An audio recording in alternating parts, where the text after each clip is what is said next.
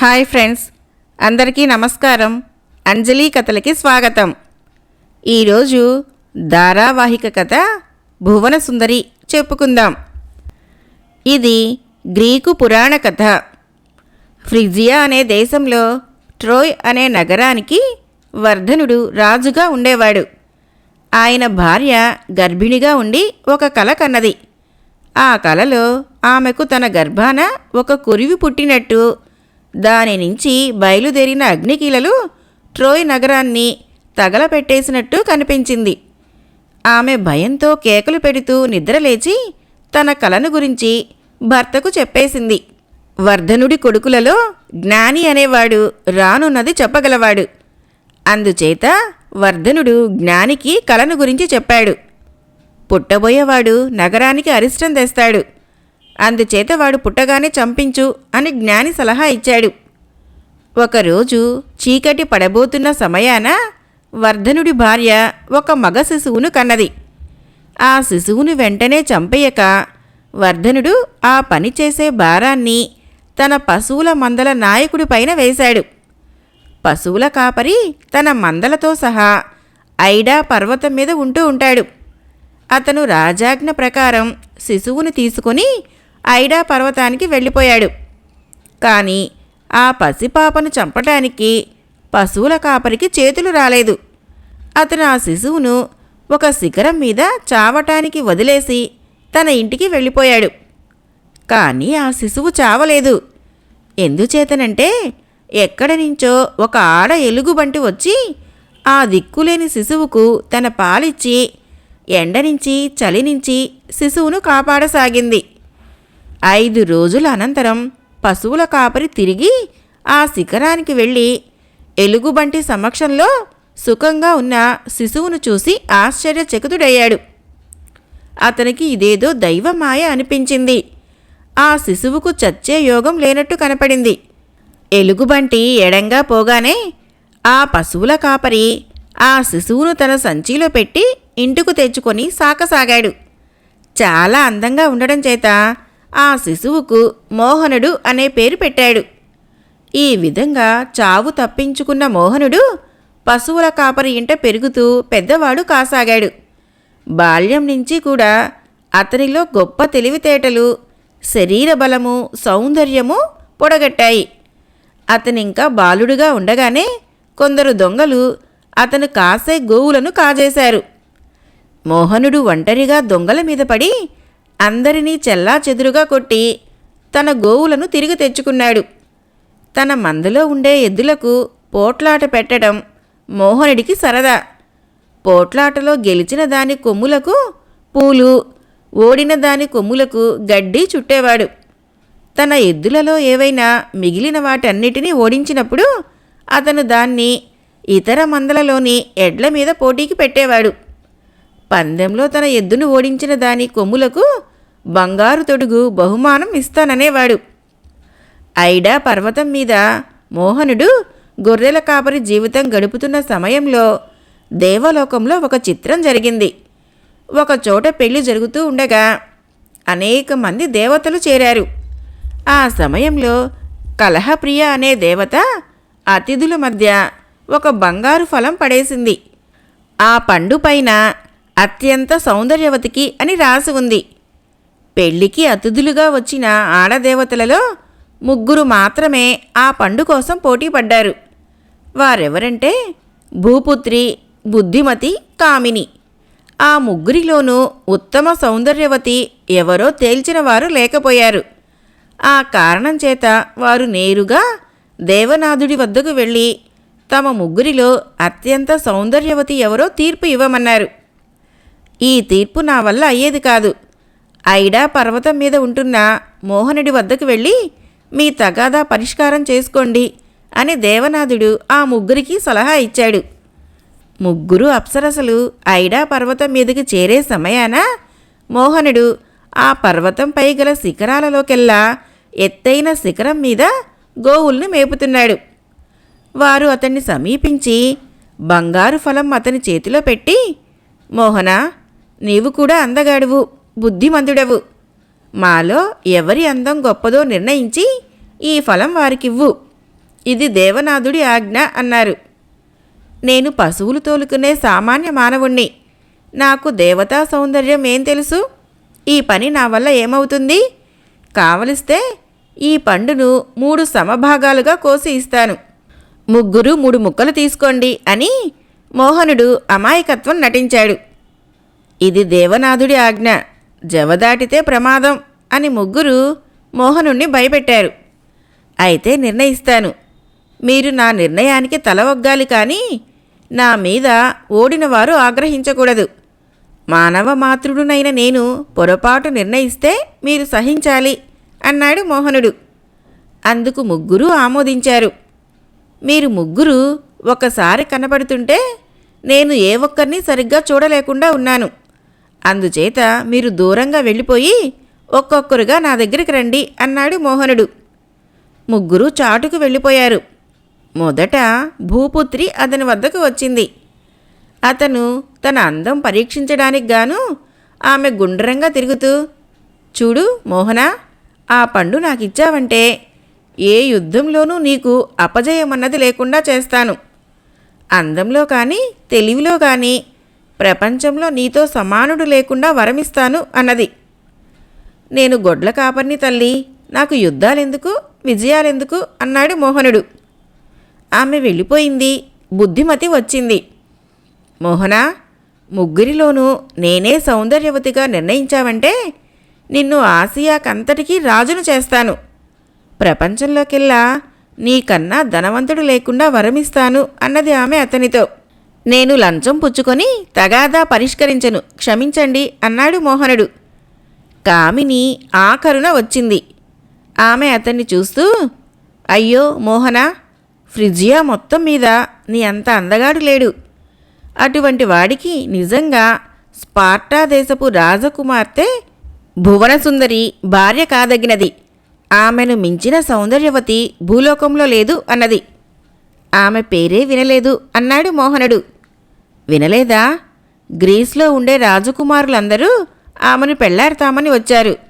కానీ ఆమె రారాజు తమ్ముడైన ప్రతాపుణ్ణి పెళ్లాడేసింది. కావాలంటే ఆమె నీకు లభిస్తుంది అన్నది కామిని. ఆమెకు అదివరకే వివాహమైందిగా, కావాలంటే మటుకు నాకెలా లభిస్తుంది అన్నాడు మోహనుడు. కామిని నవ్వి, ఏమైతే నిన్ను చూడగానే నీపై ఆమెకు ప్రేమ కలిగేటట్లు నేను చేయగలను. ఆ తర్వాత ఆమె ఇల్లు, వాకిలి, భర్త, సంసారము అన్నీ మరిచి నీ వెంట పడి వచ్చేస్తుంది అన్నది. భువనసుందరి నిజంగా అంత అందగత్తేనా అన్నాడు మోహనుడు. పిచ్చివాడ, ఆమె సౌందర్యం నా సౌందర్యానికి ఏమీ తగ్గదు అన్నది కామిని నవ్వుతూ. ఆమెను నాకిప్పిస్తానని ప్రమాణం చేస్తావా అన్నాడు మోహనుడు. కామిని ప్రమాణం చేసింది. మోహనుడు బంగారు ఫలాన్ని ఆమెకు బహుకరించాడు. ఇందువల్ల మిగిలిన 2 అప్సరసలకు అతనిపై ఎంతో ఆగ్రహం కలిగింది. కానీ వారు అతని తీర్పుకు బద్దులై ఉంటామని మాట ఇచ్చి ఉండడం చేత తమ ఆగ్రహాన్ని దిగమింగుకున్నారు. భువనసుందరి నిజంగానే అపురూప సౌందర్యవతి, అమితమైన సౌకుమార్యం గలది. ఆమె సాక్షాత్తు దేవనాథుడికి మానిని అనే ఆమెకు పుట్టింది. ఆమె ఒక హంసగుడ్డులో నుంచి పుట్టి వచ్చిందని ప్రతీతి. బాల్యం నుంచి ఆమెను స్పార్టా రాజైన మర్దనుడు పెంచి పెద్దదాన్ని చేశాడు. ఆమెకు పెళ్లి చేయదగిన వయసు వచ్చేసరికి గ్రీసులో ఉన్న ఎంతోమంది రాజకుమారులు ఆమెను పెళ్లాడగోరి స్పార్టాకు వచ్చారు. అలా వచ్చిన వారిలో దేవమయుడు, ప్రతాపుడు, భూధవుడు, రూపధరుడు మొదలైన వారు ఉన్నారు. వీరిలో రూపధరుడు ఒక్కడే ఉత్త చేతులతో వచ్చాడు. మిగిలిన వారంతా భువనసుందరికి అంతులేని కానుకలు తెచ్చారు. మర్దనుడికి పెద్ద చిక్కే వచ్చి పడింది. ఇందరిలో భువనసుందరిని ఎవరికని ఇవ్వటం? ఎవరికిచ్చినా మిగిలిన వారంతా కయ్యానికి రావచ్చు. అందుచేత ఆయన ఏ ఒక్కరికి తన కుమార్తెనివ్వనని చెప్పి సాగనంపలేదు. ఎవరు తెచ్చిన కానుకలను స్వీకరించనూ లేదు. తనకు భువనసుందరినిచ్చి పెళ్లి చేయరని మొట్టమొదటి నుంచి స్పష్టంగా తెలిసినవాడు రూపధరుడు ఒక్కడే. అతను మర్దనుడి వద్దకు వెళ్ళి, మీకు పెద్ద చిక్కు వచ్చి పడిందని నేనెరుగుదును. నాకు మీరు ఒక్క సహాయం చేయండి. నేను మీకు వచ్చిన చిక్కు వీడే ఉపాయం చెబుతాను అన్నాడు. నీకు నేనేమి సహాయం చేయాలి? నువ్వు నా చిక్కు ఎలా విడగొడతావు అని స్పార్టా రాజు మర్దనుడు అడిగాడు. మీ సోదరుడైన చంద్రదత్తుడి కుమార్తె పద్మముఖిని ఎలాగైనా నాకు పెళ్లి చేసేటట్లు చూడండి. మీ కుమార్తెను ఎవరికిచ్చి పెళ్లి చేసినా మిగిలిన వాళ్ళు తగాదా పెట్టకుండా నేనొక ఉపాయం చెబుతాను అన్నాడు రూపధరుడు. నీ ఉపాయం చెప్పు. నీకు పద్మముఖిని ఇచ్చి పెళ్లి చేసే పూజీ నాది అని మర్దనుడు మాట ఇచ్చాడు. అయితే ఇలా చేయండి. భువనసుందరిని పెళ్లాడగోరి వచ్చిన రాజకుమారులని అందర్నీ పిలవండి. ఆమెను ఎవరు పెళ్లాడినా సరే వాడికి ఇంకొకటి వల్ల ప్రమాదం వచ్చే పక్షాన మిగిలిన వారంతా ఆమె భర్తకు సాయం వచ్చేటట్టు అందరి చేత ప్రమాణం చేయించండి. అలా చేసినట్లయితే ఆమె వివాహం సాఫీగా ఎట్టి పేచీలు లేకుండా సాగిపోతుంది అన్నాడు రూపధరుడు. ఈ సూచన మర్దనుడికి నచ్చింది. ఆయన గ్రీకు రాజకుమారులందర్నీ పిలిపించి, మీరంతా భువనసుందరిని పెళ్లాడగోరుతున్నవారే. అయితే ఆమె మీలో ఒక్కరిని మాత్రమే పెళ్లాడగలదు. ఆమె ఎవరినైతే పెళ్లాడుతుందో అతని మీద మీలో అసూయాపరుడెవరైనా ఉండి కత్తి కట్టవచ్చు. అలా జరిగే పక్షంలో మీరంతా ఆమె భర్తకు సహాయం వెళతామని ప్రమాణం చేయండి. ఆ తర్వాత ఆమెకు భర్తను నిర్ణయిస్తాను అన్నాడు. రాకుమారులందరూ ఆయన కోరిన ప్రకారం ప్రమాణాలు చేశారు. ఆ తర్వాత భువనసుందరిని ప్రతాపుడికి ఇచ్చి మర్దనుడు పెళ్లి చేశాడు. కొంతకాలం గడిచాక అతను గతించాడు. అతని స్థానంలో ప్రతాపుడు స్పార్టాకు రాజైనాడు. భువనసుందరి వివాహం జరిగినప్పుడే స్పార్టాలో రూపధరుడికి పద్మముఖికి కూడా వివాహం జరిగింది. పద్మముఖి తండ్రి అయిన చంద్రదత్తుడు తన అల్లుడితో, బాబూ, నా కుమార్తెను విడిచి ఉండలేను, నువ్వు స్పార్టాలోనే ఉండిపో అన్నాడు. కానీ ఇందుకు రూపధరుడు ఎంతమాత్రమూ ఒప్పుకోక భార్యతో సహా తన రథాన్ని ఎక్కి ఇథాకాకు బయలుదేరాడు. చంద్రదత్తుడు వెర్రివాడులాగా రథం వెంట పరిగెత్తుతూ, నా తల్లి, వెళ్ళిపోకు వెళ్ళిపోకు అని కేకలు పెట్టసాగాడు. మామగారి ఈ ప్రవర్తనను రూపధరుడు ఎంతోసేపు సహించలేకపోయాడు. అతను తన భార్య వైపు తిరిగి, ఏమిటిది? నీవు వస్తే బుద్ధిపూర్వకంగా నా వెంట వచ్చేయి, లేదా నన్ను విడిచిపెట్టి మీ నాన్న వెంట తిరిగిపో అన్నాడు. పద్మముఖి ఏ సమాధానము చెప్పక తన నెత్తిమీది మేలుముసుగు ముఖం మీదకి లాక్కున్నది. ఇది చూసి చంద్రదత్తుడు తప్పు తనదేనని, భర్త వెంట వెళ్ళిపోవటం తన కుమార్తె ధర్మమని తెలుసుకున్నాడు. ఈ సంఘటన జరిగిన చోట ఆయన తన కుమార్తె శిలాప్రతిమ ఒకటి స్థాపించాడు. ఈ ప్రతిమ స్పార్టా నగరానికి 4 మైళ్ళ దూరాన ఇప్పటికీ ఉంది. తన కుమారుణ్ణి పశువుల కాపరికిచ్చి చంపివేయమని ఉత్తర్వు ఇచ్చిన మొదలు వర్ధనుడు ఏటా ఆ చనిపోయిన కుమారుడి స్మారకార్థం ట్రోయ్ నగరంలో ఉత్సవాలు జరుపుతూ ఉన్నాడు. మోహనుడు కామినీకి ఫలం ఇచ్చిన కొద్ది రోజులకే ఈ ఉత్సవాల తరుణం వచ్చింది. వర్ధనుడి భటులు ఐడా పర్వతానికి వచ్చి ఉత్సవాలలో జరిగే పోటీ ప్రదర్శనలలో పాల్గొనటానికి గాను మంచి పందెపుటెద్దును ఏరి ఇవ్వవలసిందిగా పశువుల కాపర్ని కోరారు. ఈ ఉత్సవాలను మోహనుడు ఎన్నడూ చూసి ఉండలేదు. ముఖ్యంగా పోటీ పందాలు చూడాలని అతనికి గాఢమైన కోరిక కలిగింది. ట్రోయ్ నగరానికి వెళ్ళి తీరాలని అతను పట్టుబట్టాడు. అందువల్ల ఏం ప్రమాదం మూడుతుందోనని వర్ధనుడి కుమారుణ్ణి తాను చంపటానికి బదులు పెంచి పెద్దవాణ్ణి చేసిన సంగతి బయటపడిపోతుందేమోనని పశువుల కాపరి భయపడ్డాడు. ఎంత చెప్పినా మోహనుడు వెళ్ళి తీరాలని మంకు పట్టుపట్టాడు. అతన్ని ఒంటరిగా పంపటం ఇష్టం లేక పశువుల కాపరి తాను కూడా మోహనుడి వెంట బయలుదేరాడు. ట్రోయ్ నగరంలో ఏటా జరిగే స్మారకోత్సవాలలో అనేక పోటీలు ఉంటాయి. అందులో మల్ల యుద్ధం ఒకటి. వర్ధనుడి సింహాసానికి ఎదురుగా అనేక మంది మల్లులు యుద్ధాలు చేస్తారు. అందులో ఎవరైనా పాల్గొనవచ్చు. అందర్నీ ఓడించిన మల్లుడికి మకుటం ఇస్తారు. పశువుల కాపరి ఎంత వద్దంటున్నా వినక మోహనుడు ఈ మల్ల యుద్ధాలలో చొరబడి అందర్నీ ఓడించి చివరికి మకుటం సంపాదించాడు. తర్వాత అతను పరుగు పందాల పోటీ చేసి అందర్నీ ఓడించి ఇంకొక మకుటం సంపాదించాడు. మోహనుడు ఎప్పుడైతే వరుసగా 2 మకుటాలు సంపాదించాడో అప్పుడే వర్ధనుడి కొడుకులకు కన్ను కుట్టింది. ఊరు పేరు లేని మోహనుణ్ణి అణిచివేయాలనే ఉద్దేశంతో వారు అతన్ని తమతో కుస్తీకి రమ్మని పిలిచారు. ఆ కుస్తీలో కూడా మోహనుడు అందర్నీ ఓడించి 3వ మకుటం సంపాదించాడు. ఇంతదాకా వచ్చాక మోహనుణ్ణి చంపేయటానికి వర్ధనుడి కుమారులు నిశ్చయించారు. మోహనుడు క్రీడారంగం నుంచి పారిపోకుండా తమ భటులను కాపుండమని హెచ్చరిక చేసి వీరసింహుడు, అరిభయంకరుడు అనే వారిద్దరూ కత్తులు దూసి మోహనుడిపైకి ఉరికారు. చిత్రమేమిటంటే అరిభయంకరుడు, మోహనుడు ఒక తండ్రి బిడ్డలే కాక ఒక తల్లి బిడ్డలు కూడాను. అయితే ఆ సంగతి ఆ ఇద్దరికీ తెలియదు. వ్యవహారం శృతిమించిందని గ్రహించి పశువుల కాపరి వర్ధనుడి వద్దకు పరిగెత్తి వెళ్ళి, మహారాజా, మోహనుణ్ణి కాపాడండి, అతను మీ కుమారుడే అని చెప్పేశాడు. రాజుకు తన కుమారుడు చావలేదని తెలిసి విచారం కలగలేదు. తన ఆజ్ఞను ఉల్లంఘించినందుకు పశువుల కాపరిపైన ఆయన ఆగ్రహించనూ లేదు. తన కుమారుడు బతికే ఉన్నాడన్న సంతోషానికి అతనింత ప్రయోజకుడయ్యాడన్నంత సంతోషం కూడా తోడే ఆయన ఆనంద పారవస్యంలో తేలిపోయాడు. తన కుమారుడు తనను చేరుకున్నందుకు ఆయన బ్రహ్మాండమైన విందులు జరపమని ఉత్తర్వు ఇచ్చాడు.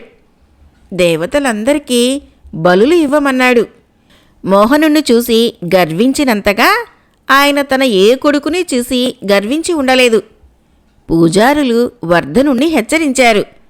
మహారాజా, మోహనుణ్ణి తక్షణం వధించండి, లేకపోతే ట్రోయ్ నగరం దగ్ధమైపోతుంది అన్నారు. ఇంత ప్రయోజకుడైన కొడుకును పోగొట్టుకునే కంటే ట్రోయ్ నగరం దగ్ధమైపోవటమే నాకు సమ్మతం అన్నాడు వర్ధనుడు గర్వంగా. ఇప్పుడు మోహనుడు వర్ధనుడి కుమారుల్లో ఒకడు. అతని సోదరులందరికీ ఇదివరకే వివాహాలు జరిగాయి. వారు భార్యలతో కాపురాలు చేస్తున్నారు. నువ్వు కూడా పెళ్లాడరాదురా అని వాళ్ళు మోహనుణ్ణి అడిగారు. మోహనుడు నిత్యము కామినీ దేవతకు పూజ చేస్తూ ఉండేవాడు. నాకు తగిన భార్యను ఈ దేవి నాకు సమకూరుస్తుంది. నేను భార్య కోసం వెతకనవసరం లేదు అని అతను అన్నలకు జవాబిచ్చాడు. అయితే తనకు కావలసిన భువనసుందరి స్పార్టాలో ఉన్నదని అతనికి తెలుసును. స్పార్టాకు వెళ్ళటానికి ఏ వంక దొరుకుతుందా అని అతను ఆత్రంగా ఎదురుచూస్తున్నాడు. అటువంటి అవకాశం అతనికి త్వరలోనే దొరికింది. వర్ధనుడికి సులోచన అని ఒక చెల్లెలుండేది. ఆమెను కొంతకాలం క్రితం గ్రీసు దేశస్థులు ఎత్తుకుపోయారు.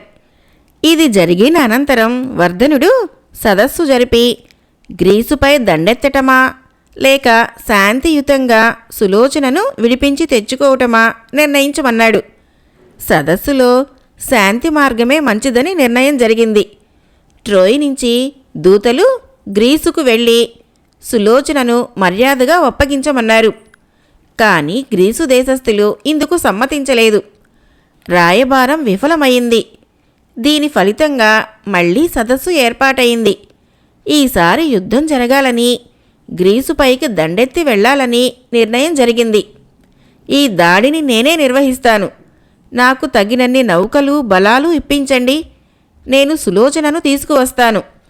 అథవా తీసుకురాలేని పక్షంలో సులోచనకు సాటి వచ్చే మరొక గ్రీకు రాజకుమారినైనా ఎత్తుకువస్తాను అని మోహనుడు తన తండ్రితో అన్నాడు. ఇది జరిగిన నాడే భువనసుందరి భర్త అయిన ప్రతాపుడు స్పార్టా నుంచి ట్రోయ్కి వచ్చాడు. ఆయన రాకకు కారణమేమిటంటే ఆకస్మికంగా స్పార్టా నగరంలో మహామారి చెలరేగింది. ట్రోయ్ నగరంలో ఉండే కొందరు దేవతలకు బలులిచ్చి మహామారిని శాంతింపచేసే ఉద్దేశంతో ప్రతాపుడు ప్రయాణమై వచ్చాడు. మోహనుడు ప్రతాపుణ్ణి చాలా ఆదరంతో చూసి ఆయనతో స్నేహం చేసుకున్నాడు. నేను కూడా మీ స్పార్టాకు వచ్చి అక్కడి దేవతల్ని ఆరాధించి పుణ్యం సంపాదించుకునే సన్నాహంలోనే ఉన్నాను అని మోహనుడు ప్రతాపుడితో అన్నాడు. ఈ మాట విని ప్రతాపుడు సంతోషించాడు. త్వరలోనే మోహనుడు కోరిన ప్రకారం నౌకలు సిద్ధం చేయబడ్డాయి. వాటిలో మోహనుడి వెంట ప్రతాపుడు కూడా బయలుదేరాడు. కాలక్రమాన వారు స్పార్టా చేరుకున్నారు. భువనసుందరి కోసం మోహనుడు అంతులేని కానుకలు తెచ్చాడు. వాటినన్నిటినీ అతను ఆమెకిచ్చి వారింటనే అతిథిగా ఉండిపోయాడు. భువనసుందరిని మించిన సుందరి ప్రపంచంలో మరి ఉండదని ఆమెను చూడగానే మోహనుడికి తెలిసిపోయింది. కామినీ దేవత అనుగ్రహంతో ఆమెను ఎప్పుడూ తన వెంట ట్రోయ్ నగరానికి తీసుకుపోదామా అని అతను ఆత్రపడసాగాడు. కామినీ దేవత ప్రోద్బలం చేత భువనసుందరికి కూడా మోహనుణ్ణి చూసినది మొదలు అతని పైన అంతులేని ప్రేమ పుట్టుకు వచ్చింది. కానీ ఆమె దానిని తన భర్తకు తెలియకుండా దాచగలిగింది.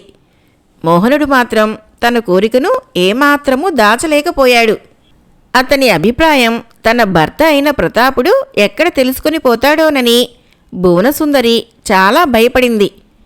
మోహనుడు స్పార్టా నగరంలో 9 రోజులు ప్రతాపుడికి అతిథిగా ఉన్నాడు. ఈ లోపుగానే ప్రతాపుడి తాతగారు చనిపోవటము, ఆయన దినవారాలకు గాను ప్రతాపుడు క్రీట్ దీవికి వెళ్ళవలసి రావటం జరిగింది. ఇదంతా కామినీ దేవత చలవేననుకున్నాడు మోహనుడు. తన వెంట రావటానికి భువనసుందరిని అతను సులువుగా ఒప్పించాడు. ఆ రాత్రే వారిద్దరూ రహస్యంగా మోహనుడి ఓడలోకి చేరారు. ఓడలన్నీ ట్రోయ్ నగరానికి బయలుదేరాయి. మోహనుడు తిరుగుదారిలో అనేక దీవులలో మజిలీలు చేస్తూ చాలా కాలానికి గాని ట్రోయ్కి చేరుకోలేదు. అక్కడి ప్రతాపుడు తన తాతగారి దినవారాలు పూర్తి చేసుకుని ఇంటికి తిరిగి వచ్చి మోహనుడు అతిథిగా వచ్చి ఎంత మోసం చేశాడో తెలుసుకున్నాడు. వెంటనే ఆయన తన అన్నగారైన రారాజు వద్దకు వెళ్ళి జరిగిందంతా చెప్పి ట్రోయ్ మీద యుద్ధానికి సన్నాహాలు జరిపించండి అని ఆవేశంతో అడిగాడు. నువ్వు తొందరపడకు, నేను ట్రోయ్కి దూతలను పంపి నీ భార్యను నీకు జరిగిన అపచారానికి తగు పరిహారాన్ని తెప్పిస్తాను. వాళ్ళు మంచి మాటలతో లొంగిరాని పక్షంలో యుద్ధం ఉండనే ఉన్నది కదా అన్నాడు రారాజు. రారాజు పంపిన దూతలు ట్రోయ్ నగరం చేరేసరికి మోహనుడు భువనసుందరితో ఇంకా తిరిగి రాలేదు. అందుచేత దూతలు తమ కుమారుడిపై చేసిన ఆరోపణలను వర్ధనుడు ఎంతమాత్రమూ నమ్మలేదు. మీరు చెప్పేది ఒకటి నేనెరగను. ఒకవేళ నా కొడుకు మీ రాజకుమార్ని ఎత్తుకుపోయాడే అనుకున్నా మీకు పరిహారం ఇవ్వవలసిన అవసరం నాకేమీ కనిపించడం లేదు. నా చెల్లెలు సులోచనను ఎత్తుకుపోయిన గ్రీకులు నాకేమి పరిహారం ఇచ్చారు అని వర్ధనుడు దూతలను గద్దించి అడిగాడు. ఈ విధంగా శాంతి దూతలను తిప్పి పంపించినందుకు వర్ధనుడు తర్వాత ఏమాత్రమూ చింతించలేదు. ఎందుచేతనంటే మోహనుడు భువనసుందరితో వచ్చి చేరగానే వర్ధనుడు ఆమె సౌందర్యం చూసి ఎంతో ముచ్చటపడ్డాడు. మోహనుడే కాదు, వర్ధనుడే కాదు, భువనసుందరి వంటి అపురూప సౌందర్యవతి ట్రోయ్ నగరానికి వచ్చినందుకు పరమానందం చెందనివారు ఆ నగరంలో ఒక్కరు కూడా లేరు. మోహనుడికి భువనసుందరికి అత్యంత వైభవంగా వివాహం జరిగింది. గ్రీకులు 1000 ఏళ్లు తలకిందులుగా తపస్సు చేసేదిగాక నేను భువనసుందరిని వారికి అప్పగించను అని వర్ధమానుడు బహిరంగంగా ప్రమాణం చేశాడు. భువనసుందరి కథ 1వ భాగం సమాప్తం. రేపు 2వ భాగం చెప్పుకుందాం. ఫ్రెండ్స్, నా కథలు నచ్చినట్లయితే మన ఛానల్ని తప్పకుండా సబ్స్క్రైబ్ చేయండి, లైక్ చేయండి, మీ ఫ్రెండ్స్కి షేర్ చేయండి, మంచి కామెంట్ చేయండి. Thank you.